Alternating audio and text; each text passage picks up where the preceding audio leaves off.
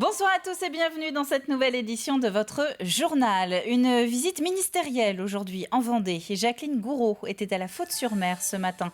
Un déplacement qui a notamment permis à la ministre de la Cohésion des territoires et des relations avec les collectivités de découvrir les aménagements post-Xynthia de la commune, mais aussi de parler du projet de fusion avec l'Aiguillon-sur-Mer ou encore de signer la charte d'engagement qui permet aux collectivités d'embaucher de jeunes diplômés pour du volontariat territorial en administration.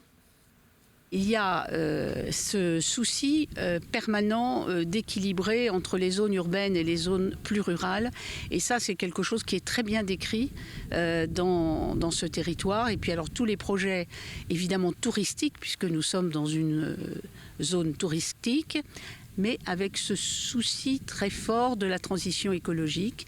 Et j'ai été frappée d'ailleurs ici par la qualité de ce qui a été fait à la Faute dans cette renaturation de ce territoire absolument sobre,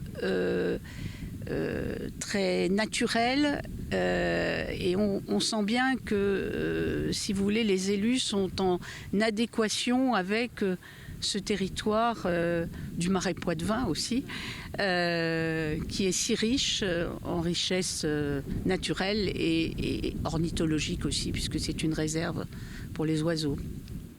Jacqueline Gouraud qui a ensuite passé l'après-midi à La Roche-sur-Yon pour échanger sur les différents projets de l'agglomération. Elle a notamment parlé transition écologique, action cœur de ville ou encore métropolis. Direction Bretignolles-sur-Mer à présent. Le maire a organisé en début de week-end une réunion avec les habitants de la commune et plus largement tous ceux qui sont intéressés par le devenir du site de la Normandelière. C'est là que depuis plusieurs dizaines d'années maintenant se cristallisent des tensions autour d'un projet de port. Celui-ci avait été enterré par la communauté de communes, mais la municipalité ne compte pas en rester là. Pierre Dalicieux. Une réunion publique qui était très attendue ici à Bretignolles-sur-Mer, une salle comble et une équipe municipale venue présenter des solutions pour l'avenir du site de la Normandelière. Et parmi les projets présentés, un seul a été mis en avant, celui d'un port communal. Pour les antiports, c'est une déception. Arrêtez aujourd'hui ce soir. Nous sommes déçus. 3 scénarios présentés, 2 rouges. Et en fait, il n'y en a qu'un qui peut être fait selon le maire. Quoi, faire une concertation? Je pense que là, vraiment, tout est mis sur les bateaux, avec tout l'enjeu qu'on connaît aussi des bateaux. Pollution, il y a plein de choses. L'enjeu environnemental, il n'est pas du tout pris en compte. Moi, je suis déçue de tout ça, en tout cas.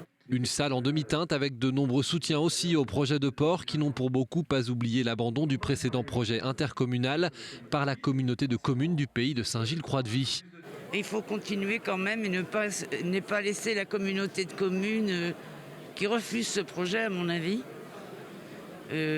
avoir gain de cause, puisque tout le monde le souhaitait, ce port à Bretignolles. Dans les premiers rangs, l'ancien maire de Bretignolles-sur-Mer, Christophe Chabot, à l'origine du projet de port sur la commune.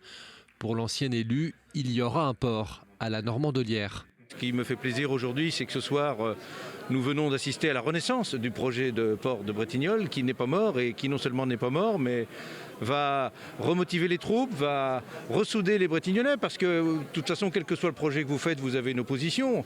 Mais aujourd'hui, la très grande majorité des Bretignolais dit depuis 20 ans que nous voulons un port à cet endroit-là, et nous en aurons un, et j'en suis très heureux. Le maire de la commune assume d'avoir mis en avant la volonté d'un port communal, mais reste prudent sur la faisabilité d'un tel projet. L'option que nous proposons aujourd'hui avec un projet communal lève encore un certain nombre de questionnements. Donc il faut absolument que nous continuions à travailler sur l'ensemble des alternatives, parce que si toutefois nous n'y sommes pas autorisés à le créer, ce projet communal, ce port communal, il faut absolument qu'on ait dans nos mallettes des projets, des solutions, d'autres solutions. L'idée d'un port est donc loin d'être enterrée. Tout le monde espère ici que quel que soit le projet retenu, celui-ci ne divise pas autant la population, comme cela a pu être le cas par le passé. Si vous êtes du côté des herbiers et que l'heure était aux courses en cette fin de journée, eh bien vous les avez peut-être croisés dans les rayons. Des agriculteurs ont mené une opération vérification des prix et de l'origine du porc dans la grande distribution. Entre hausse du coût de l'alimentation et arrivée massive de viande importée de l'étranger, ils sont confrontés à une certaine incohérence. On voit du filet mignon qui arrive dans les étals à moins de 10 € le kilo. C'est scandaleux. Alors qu'on sait qu'aujourd'hui il y a la loi Egalim qui arrive, la loi Egalim 2 qui arrive, qui prône en fait la rémunération du producteur via donc son coût de production. Et ce qu'on a aussi prôné suite au Covid, quoi, voilà. Et du coup, on est en train de faire rentrer de la viande espagnole à des coûts dérisoires qui sont en train de tuer l'économie française, l'économie des territoires. Le coût de l'élevage de porc, un sujet sur lequel nous reviendrons dès demain matin dans la matinale avec un reportage chez un agriculteur de la Verrerie. Le logement à présent, c'est une priorité de la nouvelle équipe départementale. Le nombre de biens à la vente, mais surtout à la location, est trop faible pour répondre à la demande. Une tendance favorable aux propriétaires et aux vendeurs, mais qui conduit à des situations compliquées. Les entreprises ont par exemple du mal à recruter assez de salariés pour répondre à leur carnet de commandes. Le président de la FNAIM Vendée était justement l'invité de la matinale ce matin. Parmi ses messages, achetez plutôt que louer si la situation vous le permet. Alors, écoutez, c'est toujours le bon moment d'acheter, en fait. Vous voyez bien sur l'évolution. Après, il ne faut pas acheter pour acheter, mais quand on a un besoin de logement et qu'on peut le faire, il faut le faire dans la mesure où ça correspond. Les taux sont extrêmement bas encore aujourd'hui, même s'ils vont peut-être monter un petit peu à la marge. Pour l'instant, il faut profiter de ces taux. Peut-être qu'ils vont être allongés, même si les restrictions de crédit vont être peut-être renforcées, mais globalement, c'est plutôt positif. Les coûts des logements, malheureusement, on peut s'attendre à ce qu'ils se tassent un petit peu, qu'il y ait une légère baisse, mais ils ne vont pas redescendre. Voilà. Oui, bien sûr. Parce que c'est une évidence. Quelque part, on n'a pas suffisamment de logements. Voilà. On a un territoire ou un département très attractif, on a une économie qui fonctionne bien, donc on a l'ensemble des éléments qui fait que, évidemment, le logement ne peut pas baisser. Les prix du logement ne peuvent pas baisser. Aujourd'hui, on est sur un prix moyen qui est relativement élevé, qui est pour la Vendée, mais qui l'est peut-être moins aussi par rapport à d'autres territoires. Voilà. Donc il faut essayer de jouer sur tous ces éléments-là, mais quand on peut le faire, il faut continuer à acheter. Des images de l'Equidé Cup à présent, c'est au chapitre sport et c'est une compétition assez rigoureuse organisée par la Société française des équidés de travail.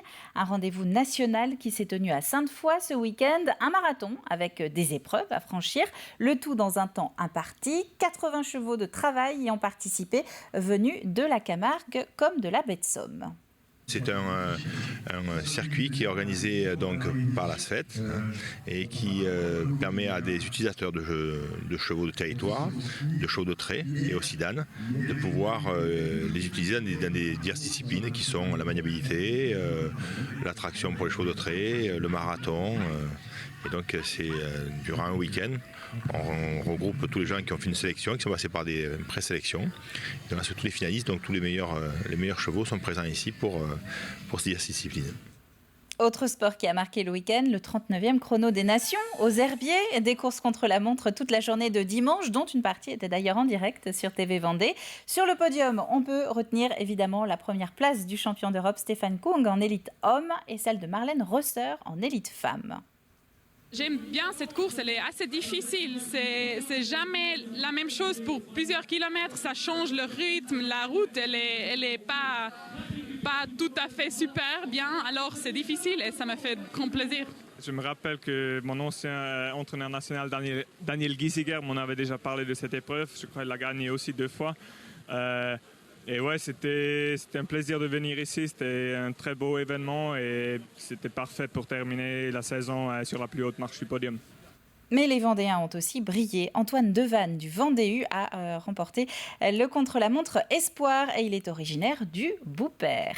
Aux Herbiers toujours, l'automne va être propice maintenant à des soirées café-théâtre. La Quincaillerie fait en tout cas tout pour. La salle a ouvert juste avant les confinements, vous allez voir, et elle accueille sa toute première résidence d'artiste. La caméra de TV Vendée a pu se glisser dans la salle au moment des derniers réglages. Regardez. Tout ça finira très mal, c'est devenu un cercle infernal parce que c'est le Prozac qui te rend patraque. Des mélodies, de l'humour, des vérités dérangeantes. Guillaume Moreau prépare actuellement son nouveau one-man show, Libre comme l'air. Un spectacle prévu pour 2022, inspiré de son quotidien, de l'actualité et de la crise sanitaire. On fait la queue pour le vaccin, on ne sait pas trop où on va, mais on y va.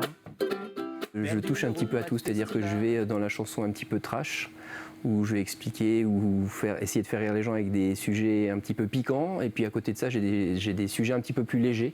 Donc j'essaie vraiment un petit peu ce que je suis dans la vie, c'est-à-dire que moi je suis curieux et j'aime tout. J'ai envie de mettre ça sur scène et dans ce nouveau spectacle justement pour montrer aux gens un petit peu les différentes facettes de mon univers. Et l'humoriste débutera sa tournée en février. Des dates sont prévues ici à la Quincaillerie.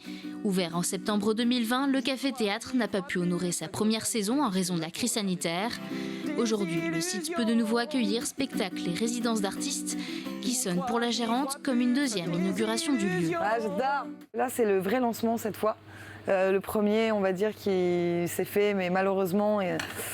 il a été coupé court et donc j'ai dû vraiment relancer une deuxième fois comme si c'était une première ouverture à nouveau, me refaire connaître, refaire parler du lieu. Une reprise attendue de pied ferme par le public et les artistes. Moi en tout cas le premier j'ai envie vraiment de remonter sur scène le plus vite possible et on sent également que les gens ont envie de venir un petit peu se vider la tête et passer un bon moment. Là on va arriver dans la saison des théâtres, octobre, on aime être dans une salle, on aime être dans un endroit un peu cocooning, cosy et ce lieu il se prête parfaitement. Donc oui, j'ai de plus en plus de monde qui viennent découvrir le lieu. Chaque week-end j'ai des nouvelles têtes et j'ai aussi des personnes qui reviennent, donc ça fait vraiment plaisir. La prochaine résidence d'artistes au Café Théâtre aura lieu jusqu'à décembre avec le centre de formation des arts du spectacle. Le monde d'après. On va en chier. C'est la fin de ce journal. Merci à vous de l'avoir suivi. Le prochain rendez-vous avec l'actualité vendéenne, c'est demain matin à 7h avec Alexandre Debray. Très bonne soirée à tous.